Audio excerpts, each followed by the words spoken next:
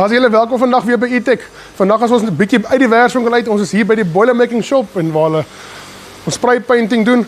Vandag wil ek net bietjie vir julle wys hier by E-Tech staan ons hande van niks verkeerd nie.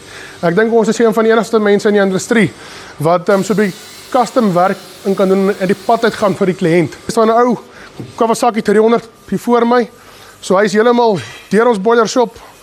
Ons het heeltemal pompbouing gedoen van petrol af elektries toe, so hy het klas lithium battery en sy switches hier agter. Kan julle sien, hy is nou heeltemal 100% elektries. Hy is nog besig met sy finale touch-ups en so aan. Hier langs my staan 'n Honda ou plaaskoot wat ons dan vat en ons maak hulle elektries en ons gee vir hulle tweede lewe. Hier binne bou ons van 'n sonpaneel tot 4-seater benches tot versterkings en halterasies op enige van ons voertuie.